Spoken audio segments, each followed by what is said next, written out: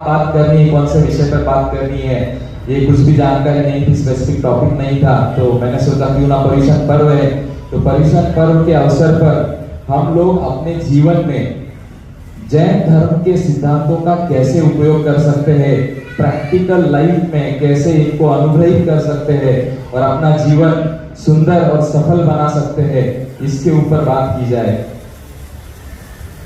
जैन धर्म और practical life के बारे में बात करने से पहले मैं एक छोटा सा खुद के बारे में इंट्रोडक्शन देना चाहूंगा। मैं अहमदनगर जिले के एक छोटे से गांव मीरी से आता हूं। मुझे लगता है काफी लोगों को पता होगा मीरी, क्योंकि मीरी यह भूमि परम पूज्य आनंद ऋषि जी महाराज साहब की दीक्षा भूमि, वैसे ही कुंदन ऋषि जी महाराज साहब की जन्म भूमि और दीक्षा भूमि है। बचपन से ही माता पिता के संस्कार, साधु साधियों का सहयोग एवं सामाजिक संस्कारों की प्रेरणा लेके आगे हम चलते आए हुए हैं। 10th तक एजुकेशन मराठी मीडियम में वहीं पे मीरी में हुआ। उसके बाद 11th 12th मेरा साइंस में हुआ लोनी प्रवरा नगर से। साइंस होने के बाद जब इंजीनियरिंग के लिए एडमिशन लेना था, साइंस के बाद ऑब्वियसली इंजीनियरिंग, डॉक्टर या जो भी साइंस रिलेटेड फील्ड है उसमें आपको आगे बढ़ना होता है। जब बात आई तब जो भी करना था पुणे में करना था, और पुणे में अगर करना है तो डोनेशन की जरूरत थी। डोनेशन देने के लिए मतलब मैं मानता हूं कि आर्थिक परिस्थिति जो है काफी अच्छी भी नहीं और काफी मतलब बिल्कुल खराब ऐसा भी नहीं, मीडियम थी। तो पापा ने थोड़ा सा सोच समझ के जोड़ने की कोशिश की और बोला कि करते थे अपन और इंजीनियरिंग को एडमिशन ले सकते हैं। लेकिन उस प्रेशर में मुझे काम नहीं करना था, पढ़ना नहीं था, आगे की जिंदगी वो प्रेशर लेके चलना नहीं था। तो मैंने बहुत बार सीए के बारे में भी सुना था। सीए एक ऐसा कोर्स है जहाँ पे आपको जो 3 चीजें आपको लाइफ में चाहिए होती है, रिस्पेक्ट, थोड़ी सी पावर और पैसा। तो ये तीनों चीजों का अद्भुत कॉम्बिनेशन है ये कोर्स। तो मैंने सोचा क्यों ना सीए किया जाए, फीस भी इसकी कम है, तो सीए कोर्स मैंने ज्वाइन किया। ये लाइफ के जो फेजेस है, जो ट्रांसमिशन है, इसका अपने जैन धर्म, जैन तत्वों के साथ कैसे आप उसको जोड़ते हो, इसका भी मैं आगे आपको बताऊंगा। तो सीए इन जनवरी 2012, उसके बाद 3 पार्टनर और 25 लोगों की टीम के साथ हम लोग आज पुणे में काम कर रहे हैं। समाज के साथ जुड़ना है, समाज के लिए कुछ करना है, यह प्रेरणा पहले से थी। इसलिए मैंने जीतो में सहयोग देने का निर्णय लिया। जीतो में काम करते हुए 2020 में मुझे जीतो यूथ विंग का चीफ सेक्रेटरी की जिम्मेदारी दी गई और वह हमने बखूबी निभाई। उसके बाद जीतो के सहयोग से ही मुझे कई मार्गदर्शक मिले। ऐसे ही मार्गदर्शक सीए सुहास जी बोरा, उन्होंने एक बात रखी कि सीए इंस्टीट्यूट जो हमारी पुणे ब्रांच है, जिसके 9000 मेंबर्स है, वहां पे आज अपने समाज में बहुत सारे सीए हैं, लेकिन ब्रांच पे अपना रिप्रेजेंटेशन कोई नहीं है। तो अपना एक रिप्रेजेंटेशन होना जरूरी है, और उसके लिए उन्होंने मुझे चुनाव लड़ने की एक इच्छा व्यक्त की।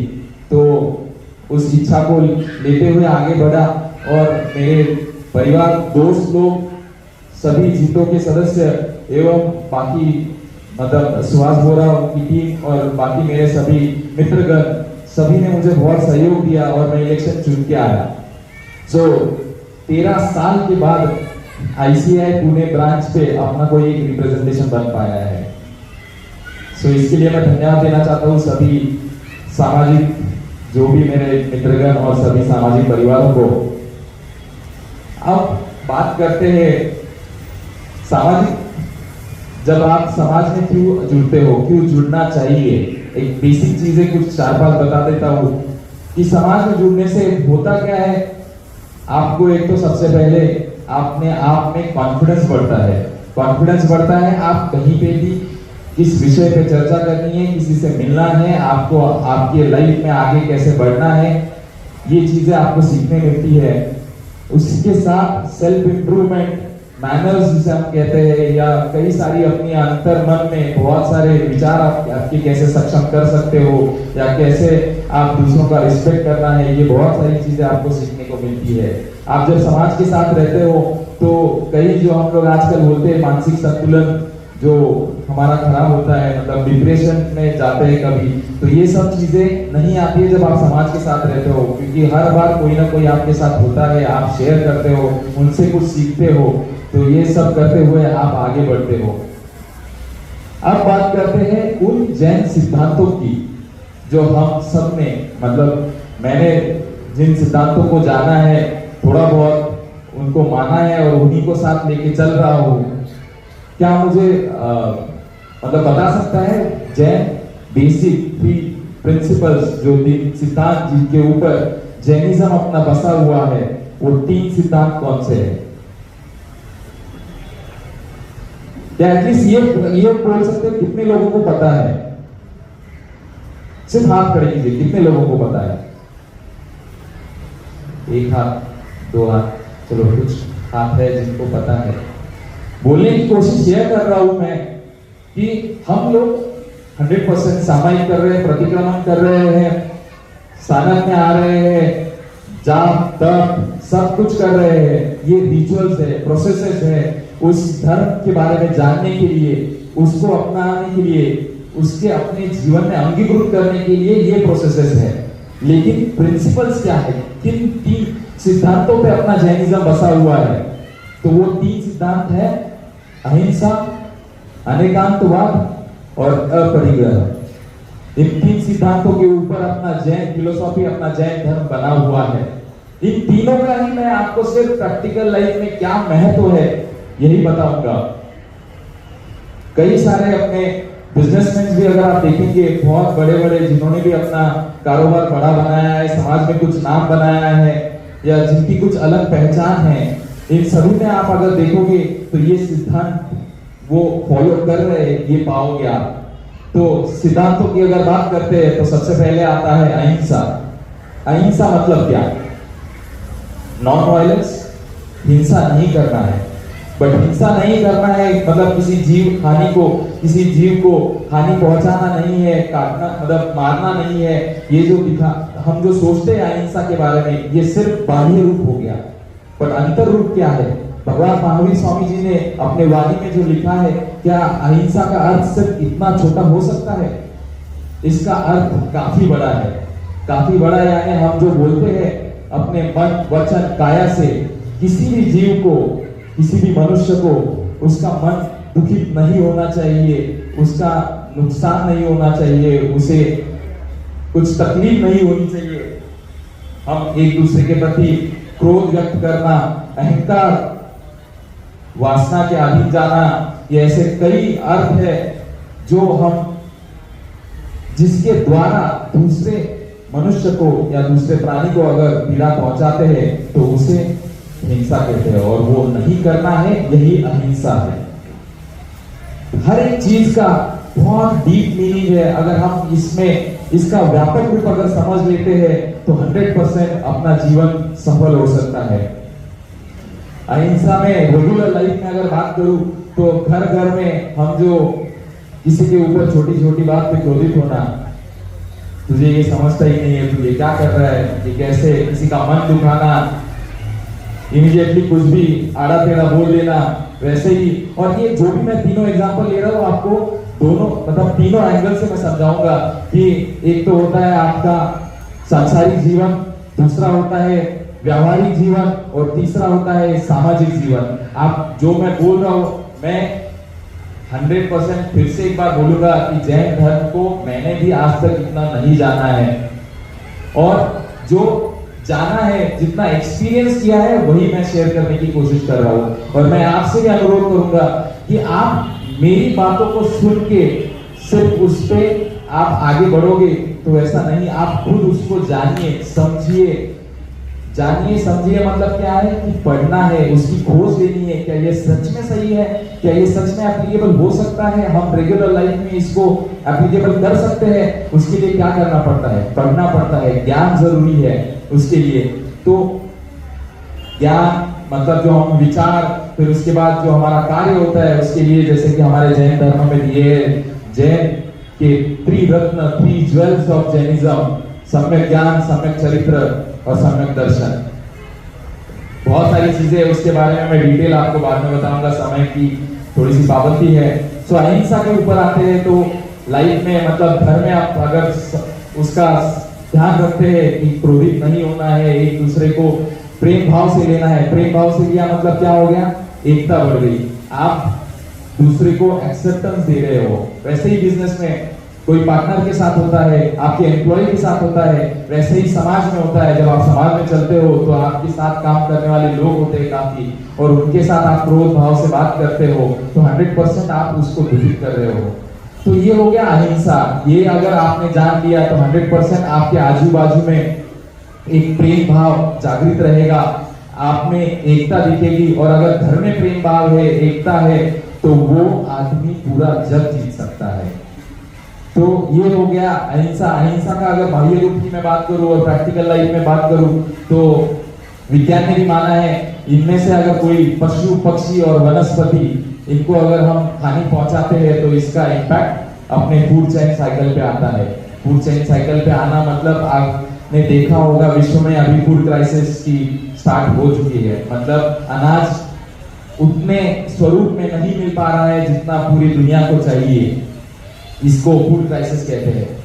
अगर मैं उसके आगे बात करूं तो उसकी वजह से जो ग्लोबल वार्मिंग साइंस ने भी माना है, और अपने जो हमने सुना है साधु संतों की वाणी से कि जो छठा आ रहा है उसमें एक तो कहां पे बहुत ही गर्मी होगी, कहां पे बहुत ही पानी होगा, सूखा होगा, या कहां पे तो भी बहुत ही बारिश होगी, पूरी त्रस्त होगी जनता। तो उस हिसाब से वो अगर है तो क्या है ग्लोबल वार्मिंग। ये सब चीजें प्रैक्टिकल लाइफ में हम जोड़ के इससे आगे बढ़ सकते हैं। दूसरा सिद्धांत आता है अनेकांतवाद। ये सबसे प्यारा सिद्धांत है मेरे लिए। मुझे इसका मतलब मैं खुद मानता हूं कि मुझे भी इसकी पूरी समझ नहीं है अभी तक। अनेकांतवाद का इतना व्यापक रूप भगवान महावीर ने बताया हुआ है। अनेकांतवाद मतलब अलग अलग विचारों का एक्सेप्टेंस। हर एक चीज को, हर एक कोई भी घटना हो, कोई भी वस्तु हो, कोई भी विषय हो, उसके लिए कई एंगल होते हैं, उसके कई व्यूज होते हैं। तो उस व्यू को समझना, जानना, उसका विचार मंथन करना और उस हिसाब से आपके डिसीजन लेना, इसे कहते हैं अनेकांतवाद। और सबके विचारों को एक्सेप्टेंस देना, ये सबसे पहले महत्वपूर्ण है। उसका अगर मैं छोटा सा एग्जांपल, मतलब अनेकांतवाद होता क्या है, क्योंकि आप मतलब इसमें सही और गलत नहीं होता, वो उसके एंगल से सही होता है, आप आपके एंगल से सही होते हो। आपको अगर इसका छोटा उदाहरण देना चाहूं तो आप आजकल मीडिया में देखते हो, अगर टमाटर के भाव समझो 3 रुपए के 6 रुपए हो गए, और एक जो मीडिया है न्यूज वाले वो है बीजेपी फॉर और दूसरे है कांग्रेस के फॉर, जो कांग्रेस को साथ देते हैं, एक बीजेपी को साथ देते हैं। अभी 3 रुपए के 6 रुपए टमाटर हो गए, वो उसके एंगल से, उसके नजरिए से देख रहा है। जो बीजेपी वाला है वो क्या करेगा, फार्मर के पास जाएगा, फार्मर के पास जाएगा, उसका इंटरव्यू लेगा, बोलेगा 3 रुपए के 6 रुपए हो गए, हमारे आमदनी बढ़ गई, वाह वाह बहुत बढ़िया काम कर रही है सरकार। ये उसका व्यू वो उसको सबको दिखाने की कोशिश करता है। वही सेम टाइम जो कांग्रेस के लिए फॉर है वो क्या करेगा, जाएगा ग्राहक के पास, बोलेगा 3 रुपए के 6 रुपए, इन्फ्लेशन बढ़ रहा है, यहाँ पे तो आमदनी तो कुछ है नहीं लेकिन खर्चे तो बहुत बढ़ रहे हैं, क्या कर रही है सरकार, बहुत ही खर्चा हो रहा है। आप इसमें किसको सही बोल सकते हो और किसको गलत बोल सकते हैं? आप ना दोनों को सही ना दोनों को गलत बोल सकते, सिर्फ ये अपना अपना नजरिया है। और हम दूसरे को कभी ये इसके लिए प्रेरित या उसके लिए हम उसको फोर्स नहीं कर सकते कि आप मेरी नजरिए से देखो। 100% उसका नजरिया हो सकता है और वो नजरिया सही भी हो सकता है। ये जानने की अगर कोशिश आप करोगे तो मुझे लगता है 100% विवाद नष्ट हो जाएंगे। आप फैमिली में कहो, समाज में कहो, बिजनेस में कहो, इन सब में से जो हमारे विवाद होते हैं, हम जो झगड़े करते हैं, वो 100%। घर में अगर बात करूं तो व्यूज मतलब बहुत सारी चीजें आती है, करियर करना चाहिए नहीं करना चाहिए बहू ने, या फिर टाइमिंग्स रहो या ट्रेडिशंस रहो, रिचुअल्स रहो, फॉलो करने नहीं करने। पर जब उसी समाज में दो चीजें आती है, अगर वो परिवार फाइनेंशियली थोड़ा सा वीक है तो उस परिवार की ही मांग होती है कि अरे बहू आपने जॉब करनी चाहिए, आपने आपका करियर पे ध्यान देना चाहिए। और वही अगर एक सुदृढ़ परिवार है तो वहां पे अलग, सो नजरिया अलग है हर किसी को, राइट या रॉन्ग, जो जैसे मैं पहले से बता रहा हूँ। तो हर एक ने अपनी अपनी सोच रखनी जरूरी है, दूसरे के सोच का स्वागत करना जरूरी है। दूसरा क्या सोच रहा है, किस एंगल से, अगर घर में भी पिता अपने पुत्र के बारे में क्या रखना चाहता है, क्या बोल रहा है बिजनेस के लिए, ये एंगल सही है क्या, इस पे एक बार सोचिए। आपका अनुभव है इतने वर्षों का, उसको जोड़िए। अगर आपको लग रहा है उस विचारों को आप एक्सेप्टेंस दे सकते हो तो उसको एक्सेप्ट कीजिए और वो बिजनेस में अप्लाई कीजिए। 100% फिर झगड़े की बात ही नहीं रहेगी, पिता पुत्र साथ में रहेंगे। हर बार झगड़े का सॉल्यूशन आपने कई बार देखा होगा कि झगड़े जब होते हैं तो उसका सॉल्यूशन क्या होता है, एक तो कम्युनिकेशन, आप एक दूसरे से बात करते हो। कम्युनिकेशन मतलब क्या, दूसरे के विचारों की रिस्पेक्ट करना, उसका सुनना, उसका समझना। तो आप सुनते हो, समझते हो, उसके बाद आपको भी पता चलता है कि इसका सही उत्तर क्या है, किस डायरेक्शन में जाना है, मतलब सम्यक दर्शन, राइट फेथ। और राइट फेथ कब आता है, जब राइट नॉलेज होता है, सम्यक ज्ञान। राइट नॉलेज यानी कि उस चीज को सभी एंगल से देखना, उसको समझना, और वो जब विषय अपने को समझता है तो हम उसके ऊपर आगे बढ़ सकते हैं। और एक बार सम्यक दर्शन हो गया, ये सही फेथ है, ये विश्वास सही है जो बात हो रही है, और उस हिसाब से आप आपके चरित्र में उसका अनुलोम करते हो और आपका सम्यक चरित्र की ओर बढ़ते हो। कई बार अगर घर में झगड़े हो गए तो मैंने जैसे बताया कम्युनिकेशन पहला है कि आप बात करते हो और झगड़े सुलझाते हो, या तो दूसरा क्या होता है, किसी तीसरे व्यक्ति को आप बीच में लेते हो। अभी अगर मैं एज ए सीए बोलूं तो बहुत बार होता है, हमने तो झगड़े इस बारे में देखे हुए बिजनेस में, फादर एंड सन का कुछ ना कुछ डिफरेंस ऑफ ओपिनियन जो हम बोलते हैं, मतभेद होते हैं। किसी ने ये भी सच कहा है कि मतभेद हो सकते हैं लेकिन मनभेद नहीं होने चाहिए। तो मतभेद कोई पर्टिकुलर प्रॉपर्टी के बारे में, ये रेंटल लेनी चाहिए, बेटा बोलता है ये रेंटल लेनी चाहिए, पिता बोलते हैं नहीं नहीं ये खरीदनी चाहिए। तीसरा आगे करता क्या है, हमारे पास जादू की छड़ी थोड़ी ना है, हम सिर्फ दोनों के एंगल देखते हैं, दोनों के व्यूज क्या है, दोनों के नजरिए क्या है, उस नजरिए आपके सर्कमस्टेंसेस, आपके परिस्थितियों के अनुरूप क्या सही हो सकता है। आपके पास अगर धनराशि बहुत ज्यादा है तो आप खरीद सकते हैं, आपके पास नहीं है, आज आपको कुछ खड़ा करना है, आपकी प्रायोरिटीज अगर अलग है तो उसमें मैं कहूंगा कि आप रेंटल प्रॉपर्टी के लिए जाइए। तो ऐसी बहुत सारी चीजें हैं, मतलब एक सॉल्यूशन वो हर परिस्थिति में फिट हो सकता है, ये हम कभी नहीं कह सकते हैं। हर एक की परिस्थिति, हर एक के रिसोर्सेस अलग अलग होते हैं, तो उसको पहले समझना जरूरी है और वो समझने के बाद उस पर कार्य करना जरूरी है। तभी आप जीवन में सफल बन पाओगे, घर में शांति रहेगी और आप उन्नति के मार्ग पे बढ़ते रहोगे। सो ये है अनेकांतवाद का डीप मीनिंग। मैं खुद मानता हूँ कि मैं अभी भी बहुत कम समझ रखता हूँ, जिसमें बहुत अभ्यास करने की जरूरत है। और सभी ने ये छोटे छोटे बातें अगर अपने जीवन में अपना ली, दूसरों को रिस्पेक्ट देना, दूसरों की इज्जत, दूसरों का आदर भाव करना, तो ऑटोमेटिकली आप एक अच्छे जो श्रावक की जो बात करते हैं, 3 ज्वेल्स की बात की, 5 अनुरत होते हैं श्रावक के लिए जिनका हमें पालन करना होता है, तो ये सब चीजें ऑटोमेटिकली पीछे फॉलो हो सकती है। तीसरा सिद्धांत आता है अपरिग्रह। अपरिग्रह मतलब क्या,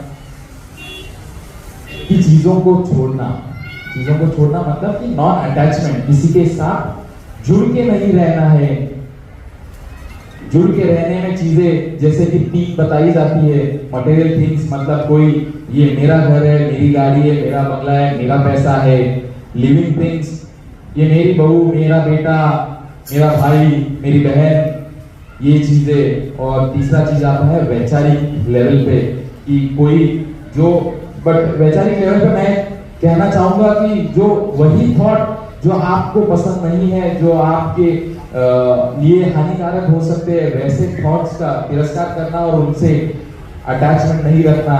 सो हम इसका एग्जांपल तौर पे अगर बात करें तो नॉन अटैचमेंट मतलब, और उसमें और एक डिफरेंस आपको मैं समझाना चाहूंगा कि एक होता है वर्ड डिटैचमेंट और नॉन अटैचमेंट। तो इसमें डिफरेंस क्या होता है, नॉन अटैचमेंट मतलब कि आपने पहले से ही उसके साथ अटैचमेंट नहीं जोड़ी है।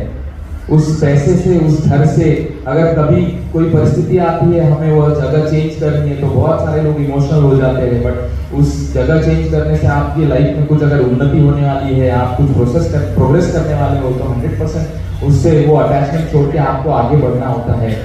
नॉन अटैचमेंट मतलब कि आपने उस व्यक्ति के साथ या उस पर्टिकुलर वस्तु के साथ कभी जोड़े ही नहीं। आपने जितना चाहिए उतना एक सेफ डिस्टेंस बना के आप चल रहे हो। और डिटैचमेंट मतलब क्या कि आपने उस व्यक्ति के साथ पूरी अटैचमेंट थी और अब उसे तोड़ने की कोशिश कर रहे हो।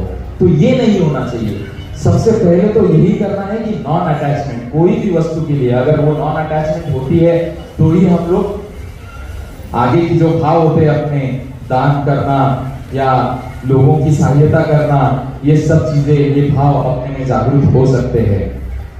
अपरिग्रह का उदाहरण अगर देखूं तो एक अपने आप में कुछ डिसिप्लिन लगाने हैं, कुछ अपरिग्रह, कुछ एक लाइन ड्रॉ करनी है कि यहां तक मुझे जाना है इसके ऊपर। क्योंकि होता क्या है आज के लाइफ में, आज आईफोन 13 है, कल आईफोन 14 आने वाला है, या आज मारुति 800 थी, कल MG हेक्टर है या मर्सिडीज है।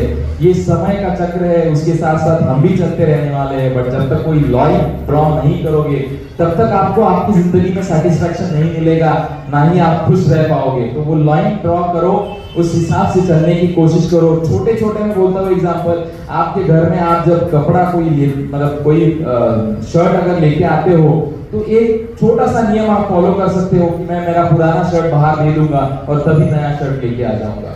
नया शर्ट लाने के लिए कोई मतलब ना नहीं है प्रैक्टिकल लाइफ में। आज अगर आपको जाना है, प्रेजेंटेशन बहुत इंपॉर्टेंट होता है, तो आपको वो करना भी पड़ता है साथ में रहने के लिए, आप सभी के साथ चलने के लिए। तो बट उसके साथ साथ कैसे जी सकते हैं कि एक पुराना शर्ट मैंने छोड़ दिया, तो ये हो गया अपरिग्रह। और ये छोटी छोटी चीजें जब करते हो तो बड़ी चीज करने में देरी नहीं लगती।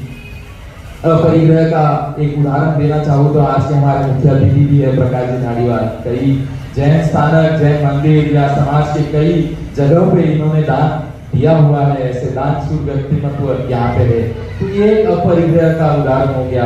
अगर दूसरा उदाहरण देना चाहूँ तो अध्यक्ष जी है बाला साहब जी का अनेकांतवाद का उदाहरण। सभी विचारों का रिस्पेक्ट करना, सभी विचारों को एक्सेप्टेंस देना और उस पे कुछ सोच समझ के डिसीजन लेना और उस डिसीजन को राइट बनाना, ये काम इन तीनों तत्वों के द्वारा, तीनों सिद्धांतों के द्वारा हो सकता है। जैसे कि मैंने बताया था 12th के बाद मेरा साइंस होने के बाद मैंने CA के लिए एडमिशन लिया। तो यहाँ पे बहुत सारे कहने वाले थे साइंस करके तो कॉमर्स के लिए जा रहा है, साइंस के बाद ये नहीं होना चाहिए। वो भी सही थे, बट मेरा भी एक था, मेरी कंडीशन ऐसी थी कि फाइनेंस मुझे देखना बहुत जरूरी था, वो प्रेशर लेके जाना नहीं था। तो मेरी परिस्थिति में मैंने ये डिसीजन लिया CA करना है। तो ये हो गया अनेकांतवाद। अनेकांतवाद में दो विचार सही हो सकते हैं, बट उन विचारों में से कौन सा आपके लिए ज्यादा फायदेमंद है, आपके परिवार के लिए, आपके समाज के लिए फायदेमंद है, वो सोचने की क्षमता कब आती है? जब आप में ज्ञान होता है, आप विषय का सखोल ज्ञान रखते हो, हर चीज का नॉलेज रखते हो। ये नॉलेज कहाँ से आता है? नॉलेज मतलब जो बोलते हैं ना लाइफ में अच्छा बनना चाहिए, अच्छा आदमी बनता कैसे है? एक अच्छे विचार होने चाहिए, अच्छे कार्य होने चाहिए और अच्छी संगत होनी चाहिए। तो अच्छी संगत मतलब क्या? अच्छी संगत, ये तीनों को मैं अगर बात करूं तो अच्छी संगत मतलब ही ज्ञान, सम्यक ज्ञान, अच्छे विचार, सम्यक दर्शन और अच्छा कार्य तो सम्यक चरित्र। तो संगत जो आती है वो कब? स्टार्टिंग से पहले माता पिता होते हैं, आपके परिवार है, आपके गुरुजन है, आपके मित्र परिवार है, आप इन सभी से हर अलग अलग विषय में ज्ञान बटोरते रहते हो। जिंदगी जैसे जैसे आगे बढ़ती है, हर टाइम आप एक नए विषय, नए ज्ञान को जानने लगते हो। और ये जब आपके पास पूरा सखोल में अभ्यास आप करते हो तो आपके विचारों की क्षमता बढ़ जाती है और आपकी डिसीजन पावर बढ़ती है। और उस डिसीजन पावर में ये सही डिसीजन है मेरे लिए, ये सोच, ये ताकत आप में आती है। तो उस टाइम पे मुझे CA करना है, ये मेरा दृढ़ निश्चय हो गया और मैंने CA किया। तो यही छोटी छोटी चीजें अगर आप लाइफ में फॉलो करोगे तो मुझे लगता है लाइफ सक्सेसफुल हो सकती है। आपकी लाइफ एक अच्छी सुख शांति के साथ, हैप्पीनेस के साथ बन सकती है। इसके साथ सिर्फ कुछ एक दो तीन सोशल मैसेज ही देना चाहूँगा। सोशल मैसेज मतलब कि मैं ये खासकर युवाओं के लिए बोलना चाहूँगा कि आज की लाइफ में सबसे बड़ा डिस्ट्रक्शन अगर कुछ है तो सोशल मीडिया है। सोशल मीडिया जितना फायदेमंद है उतना ही खराब है, नुकसानदेही है। सोशल मीडिया आपको जितना फायदा दे सकता है उतना ही यूज कीजिए, क्योंकि हाल ही हम बहुत जगह पे पढ़ते हैं क्योंकि इसकी वजह से बहुत लोगों के मानसिक संतुलन खराब हो रहे हैं। सकाल पेपर में अगर आपने पढ़ा होगा 15 दिन के पहले ही अभी आया था एक आर्टिकल, फोमो फीलिंग। फोमो एक बीमारी का नाम दिया गया है इसको, हम जो हंसते हंसते बोल देते हैं, आज की युवा बोल देती है generation, fear of missing out, मतलब हमें कुछ तो छूट रहा है मेरे हाथ से। आप ये ध्यान रखिए कि आगे बढ़ते हुए आप सब चीजें नहीं कर सकते हो, सब दुनिया की चीजें आप नहीं पा सकते हो। ये हमेशा गार्ड बांध लीजिए। जितना आपका उद्देश्य है, जो मैंने आपको बताया है, जैसे कि अपरिग्रह, इतना मुझे करना है, आपने उद्देश्य कुछ रखे आपके लाइफ में गोल, तो उसके लिए सिर्फ प्रयत्न कीजिए। एक साथ एट ए टाइम 10 चीजों के भागना बिल्कुल ही मतलब पॉसिबल नहीं हो सकता है। कई लोगों को पॉसिबल भी होता है, तो उनकी कार्य क्षमता के हिसाब से वो आगे बढ़ते हैं। और बाकी चीजें आप सब समझदार हो, सोशल मीडिया थोड़ा सा जितना रेस्ट्रिक्ट कर सकते हैं उतना कर सकते हैं। इसी को बोल के मैं अपने शब्दों को विराम देता हूँ। अगर बोलते समय किसी को जानते अजानते किसी का मन दुखा होगा तो उसको मिच्छामि दुक्कडम खमन खामना और जय आनंद, जय महाराज।